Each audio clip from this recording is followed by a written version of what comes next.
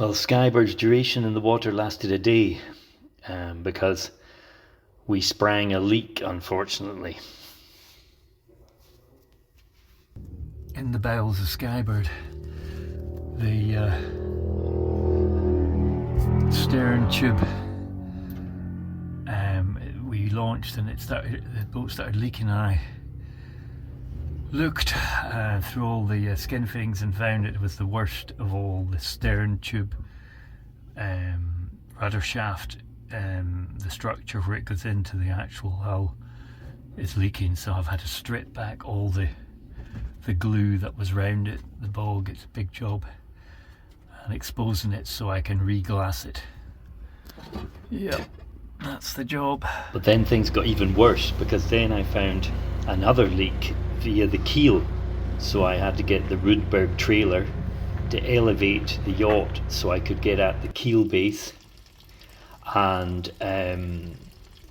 because what happened is I realized the bilge water had run out, and I only could get out one place, and that's through the keel. It's a lead keel, and it had, obviously there's, you know, a 50-year-old boat, there's some delamination, so the water had gone into the delaminated part, and I needed to release it. And this is what I've done. I've just drilled through the GRP outside the lead, and I got Shipwright Craig to come and advise and help, and Craig did a great job. Okay, here I am in the middle of painting Skybird. It was very grotty before, and a lot of mildew and mouldy old surfaces, so had to sand it, scrape it, sand it, put primer on, use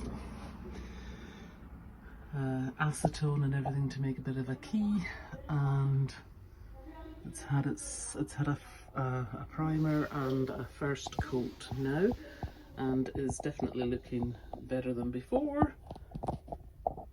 And that's the sort of thing we were dealing with. Yes, that lovely surface is what has been transformed to this, so it is definitely much improved.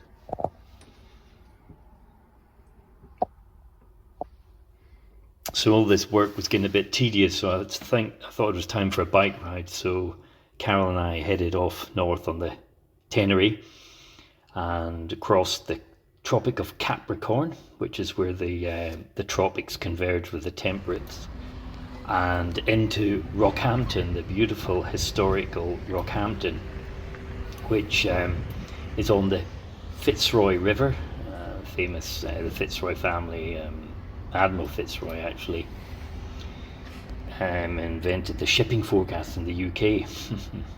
Anyway, Rockhampton is the beef capital of Queensland, and it's surrounded by some big mountains, and this is Mount Archer, which is it's about 2,000 feet high, I think, Mount Archer.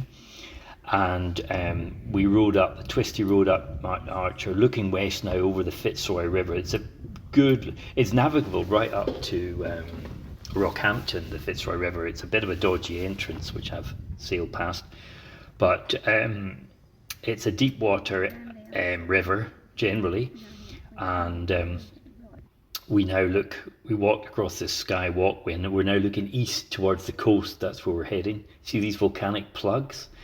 And rode east to Yeppoon. It's a bustly little seaside town, not particularly fantastic, but it's okay. It's just a little seaside town, but it does have a very nice yacht club, and we enjoyed going into the yacht club and getting the vibe.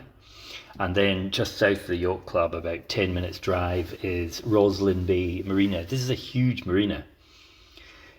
Further south is Emu Park, the famous singing sails. But then we rode back into Rockhampton to stay at the beautiful Criterion Hotel, this very old hotel. I think it's turn of the century.